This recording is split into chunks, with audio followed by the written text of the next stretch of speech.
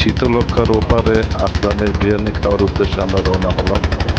আমার স্কুলের মাসুদ ভাই, আমার ফ্যামিলি, এটা আমার বড় ছেলে, আহ, এটা আমার ওয়াইফ, তারপরে আছে এই নৌকায় আমার কলিগ পিন্টু, আর আমি রওনা হলাম আসলামের বিরিয়ানি খাওয়ার উদ্দেশ্যে।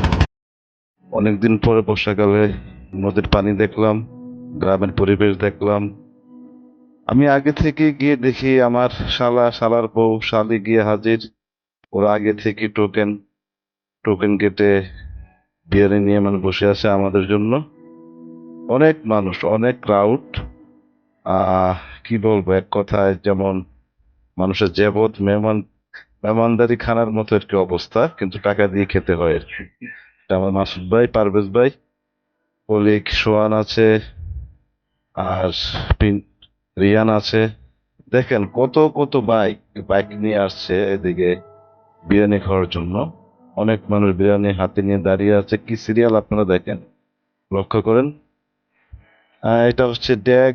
দেখেন ওনাদের অক্লান্ত পরিশ্রম করে আমাদের জন্য রান্না করে খাওয়াচ্ছে। খাওয়ার পরে আমার শালি, আমার পরিবার সবাই বিশ্রাম নিচ্ছে। আহ এটা আমার শালা বাবু হাসান। দেখেন না, যেমন বিয়ের দাওয়াতের মতো অবস্থা। এটা রেস্টুরেন্ট না অন্য কিছু না দেখলে আপনারা বুঝবেন না।